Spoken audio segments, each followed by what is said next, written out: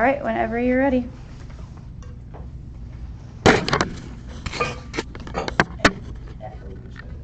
Everybody wants to be successful at something, whether it's in sports, finance, school, or relationships.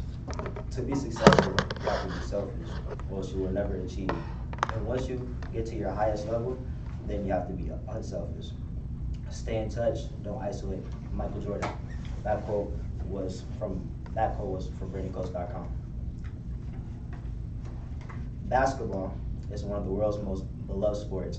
Its history is enticing and the sport has many health benefits. With over 450 million players worldwide, whether you're an amateur or a pro, you've at least played, heard, watched, or read about basketball. Hello, my name is Donovan Moore, and today I will be informing you on the history of basketball, how far the sport has come, and the benefits of the sport.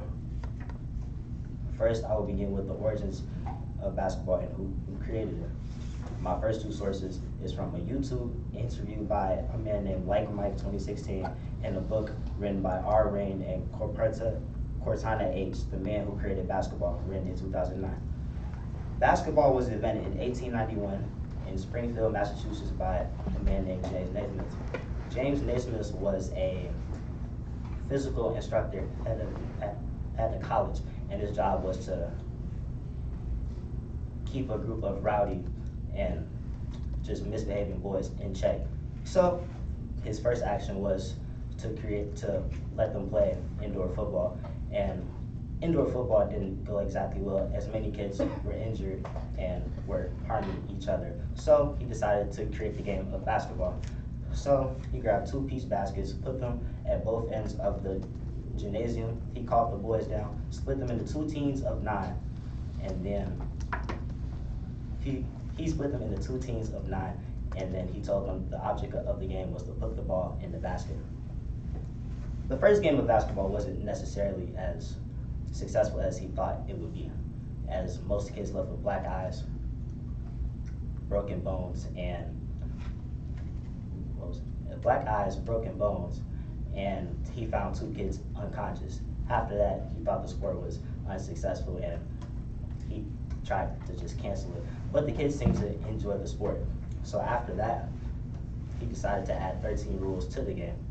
The rules were mainly rules to keep the children safe by eliminating pushing, shoving, and anything excessive physically.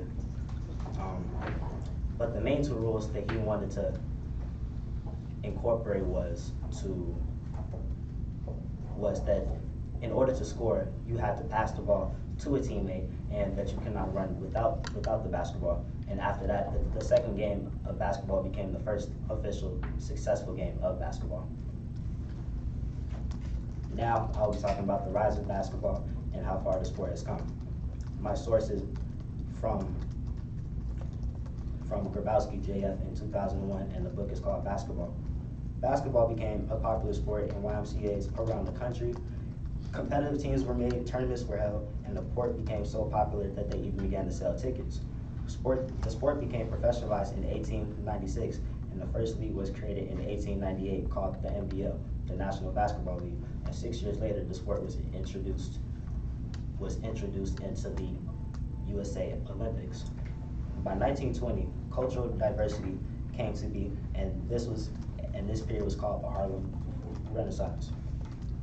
A group of African Americans from New York formed a pro team called the Harlem Globetrotters. The clean, fast, and exciting brand of basketball wove crowds, increased popularity, and paved the way for African Americans to play today.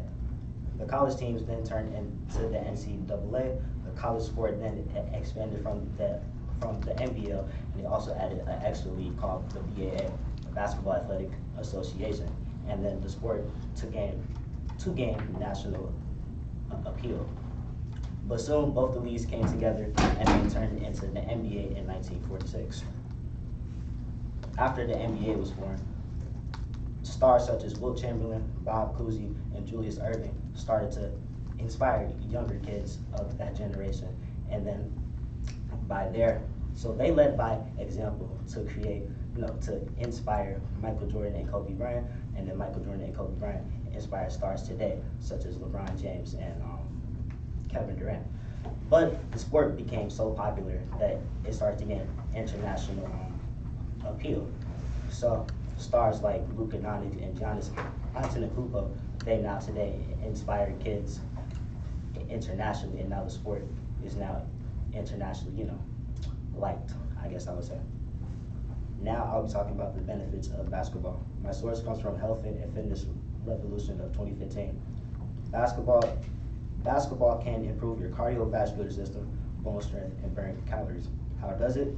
Running, jumping, and constant movement from defense and explosive offensive move boost stamina, strengthens bones, and they also keep you in shape.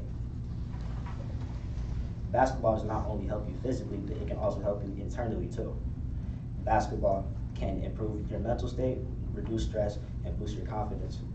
It can improve your mental state by adapting to the fast pace of the game, make you make split decisions, and the more you play the game, the more you have to adapt to the game and the pace of the game. Basketball also reduces stress by helping you socialize with your teammates, and then once you socialize with your teammates, you have to work together, teamwork, and then you guys, start to become friends and stuff like that. And that ultimately kills social anxiety. And then it also boosts your confidence by the amount of shots and great plays you make, because every great play and every great shot you make ultimately boosts your confidence, and it leads you to the point that you think you could do more. In conclusion, the sport of basketball started off as a teacher trying to find a way to keep a group of rowdy boys in trouble, and his game then turned globally and internationally appeared. That's the end of my speech.